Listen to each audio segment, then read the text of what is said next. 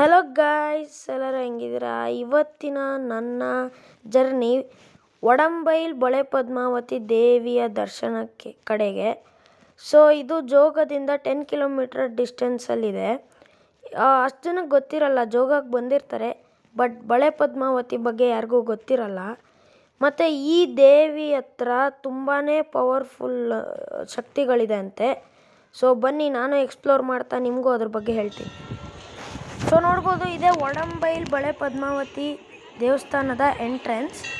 ನೋಡಿ, ಬೋಟ್ ಕಾಣಿಸ್ತಾ ಇದೆ ಅಲ್ಲಿ. ಇವಾಗ ಬಂದು ರೀಚ್ ಆಗಿದ್ದೀವಿ. ನೋಡಿ ಎಷ್ಟು ಪೀಸ್ಫುಲ್ ಆಗಿದೆ ಟೆಂಪಲ್ಲು. ಬನ್ನಿ ಒಳಗಡೆ ಹೋಗ್ಬಿಟ್ಟು ತೋರಿಸ್ತೀನಿ ನಿಮಗೆಲ್ಲ. ಸೊ ನೋಡಿ, ಇದೇ ಎಂಟ್ರೆನ್ಸು.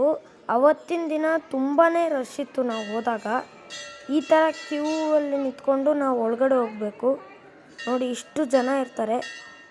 ಇದನ್ನು ದಾಟಿದ ಮೇಲೆ ನಮಗೆ ದೇವ್ರು ಸಿಗೋದು. ನೋಡಿ, ಇದೇ ಒಡಂಬೈಲ್ ಬಳೆ ಪದ್ಮಾವತಿ ದೇವಿ. ನೀವೆಲ್ಲರೂ ನೋಡಿ ದೇವಿ ದರ್ಶನ ಮಾಡಿ.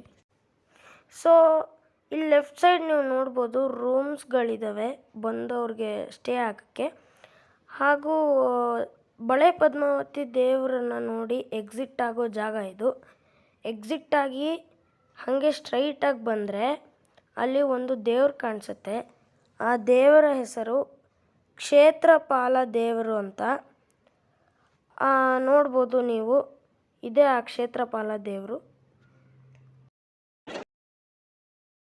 ಸೊ ಅಲ್ಲಿಂದ ನೀವು ಸ್ವಲ್ಪ ರೈಟ್ ಸೈಡಿಗೆ ಬಂದರೆ ಇಲ್ಲಿ ನಾಗಬನ ಅಂತ ದೇವರಿದೆ, ನೀವು ನೋಡ್ಬೋದು. ಹಾಗೆ ನೀವು ಅದಕ್ಕೆ ನಮಸ್ಕಾರ ಮಾಡಿ ಹಿಂದೆ ತೆಗೆದ್ರೆ ಅದರ ಅಪೋಸಿಟ್ ಸೈಡು ಅಮ್ಮನವರ ಲಕ್ಕಿ ವೃಕ್ಷ ಅಂತ ಇದೆ. ಇಲ್ಲೊಂದು ಟ್ರೀ ಇದೆ ನೋಡಿ, ಇದೇ ಆ ಅಮ್ಮನವರ ಲಕ್ಕಿ ವೃಕ್ಷ.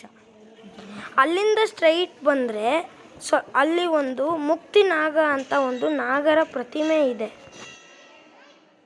ಈ ನಾಗರ ಪ್ರತಿಮೆ 7 ಎಡೆಯ ಸರ್ಪ ಆಗಿದೆ ಹಾಗೂ 7 feet 7 inches ಹೈಟನ್ನು ತಗೊಂಡಿದೆ ಹಾಗೂ 77 ಕ್ವಿಂಟಲ್ಸ್ ವೆಯ್ಟ್ ಇದೆ ಇದಕ್ಕೆ.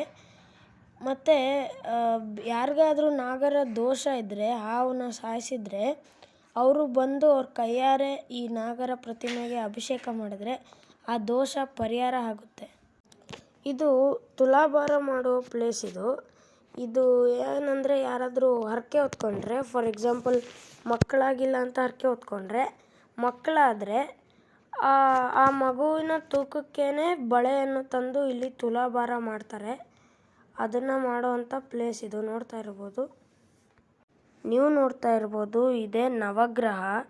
ಈ ನವಗ್ರಹ ಸ್ಪೆಷಾಲಿಟಿ ಏನಂದರೆ, ನೀವು ನೋಡ್ಬೋದು ಬೇರೆ ದೇವಸ್ಥಾನಗಳೆಲ್ಲ 9 ವಿಗ್ರಹಗಳು ಬೇರೆ ಬೇರೆ ಕಲ್ಲಲ್ಲಿ ಕೆತ್ತಿರ್ತಾರೆ. ಆದರೆ ಇಲ್ಲಿ 9 ವಿಗ್ರಹಗಳು ಒಂದೇ ಕಲ್ಲಲ್ಲಿ ಕೆತ್ತಿದ್ದಾರೆ. ಅದೇ ಇಲ್ಲಿನ ಸ್ಪೆಷಾಲಿಟಿ.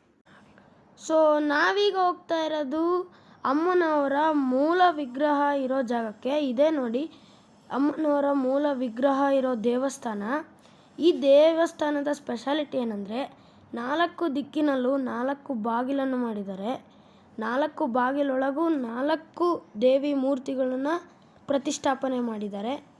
ನೋಡ್ಬೋದು, ಅದು ಒಂದಾದರೆ ಇದು 2ನೇ ಮೂರ್ತಿ ಅದೇ ದೇವಿದು. ಈ ಥರ 4 ದೇವಿ ಮೂರ್ತಿಗಳನ್ನು ಪ್ರತಿಷ್ಠಾಪನೆ ಮಾಡಿದ್ದಾರೆ. ಇದೇ ನೋಡಿ ಅಮ್ಮನವರ ಮೂಲ ವಿಗ್ರಹ. ಇದೇ ನೋಡಿ ಜನರು ಹರಕೆ ಹೊತ್ಕೊಂಡು ಕೆಲಸ ಮುಗಿದ್ಮೇಲೆ ತಂದು ಕೊಟ್ಟಿದ್ದ ಬಳೆಗಳು. ಈ ಥರ ತುಂಬ ಬಳೆಗಳು ಅಲ್ಲಿದ್ದಾವೆ.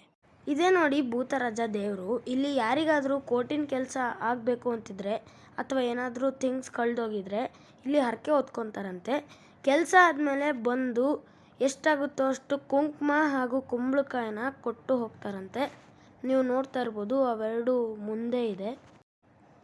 ಇದಿಷ್ಟು ಇನ್ಫಾರ್ಮೇಷನ್ ನಾನು ಬಳೆ ಪದ್ಮಾವತಿ ದೇವಸ್ಥಾನದ ಬಗ್ಗೆ ಗೊತ್ತಿರೋದು ನಿಮ್ಗೆ ಹೇಳಿದ್ದೀನಿ. ಮತ್ತು ಆ ಅಮ್ಮನವರ ಆಶೀರ್ವಾದ ನಿಮಗೆಲ್ಲರಿಗೂ ಸಿಕ್ಕು ಆ ಅಮ್ಮನವರು ನಿಮಗೆಲ್ಲರಿಗೂ ಒಳ್ಳೇದು ಮಾಡಲಿ ಅಂತ ನಾನು ಬಯಸ್ತೀನಿ. ಸೊ ವಿಡಿಯೋ ಏನು ಮಾಡೋಕ್ಕಿಂತ ಮುಂಚೆ ನಾನು ನಿಮ್ಗೊಂದು ಇನ್ಫಾರ್ಮೇಷನ್ ಕೊಡಬೇಕಾಗಿತ್ತು, ಅದಕ್ಕೆ ಬಂದೆ. ನೀವೇನಾದರೂ ಬಳೆ ಪದ್ಮಾವತಿಗೆ ವಿಸಿಟ್ ಮಾಡಬೇಕಂದ್ರೆ ಒಂದು ಚೆಕ್ ಪೋಸ್ಟ್ನ ದಾಟಿಬಿಟ್ಟೆ ಎಂಟ್ರ್ ಆಗಬೇಕು. ಆ ಚೆಕ್ ಪೋಸ್ಟಲ್ಲಿ ನೀವು ಎಷ್ಟು ಜನನಾದರೂ ಬನ್ನಿ, ಒಂದು ಆಧಾರ್ ಕಾರ್ಡ್ ತೊಗೊಂಬನ್ನಿ. ಯಾಕಂದರೆ ಆಧಾರ್ ನಂಬರ್ ತೊಗೊತಾರೆ. ಸೊ ಈ ವಿಡಿಯೋ ನಿಮ್ಗೆ ಇಷ್ಟ ಆಗಿದ್ರೆ ಲೈಕ್ ಮಾಡಿ, ಶೇರ್ ಮಾಡಿ, ಸಬ್ಸ್ಕ್ರೈಬ್ ಮಾಡಿ. ಸೊ ಹೊಸ ವಿಡಿಯೋದಲ್ಲಿ ಹೊಸ ಟಾಪಿಕ್ ಜೊತೆ ಬರ್ತೀನಿ. Until then take care, tata, bye bye, piece.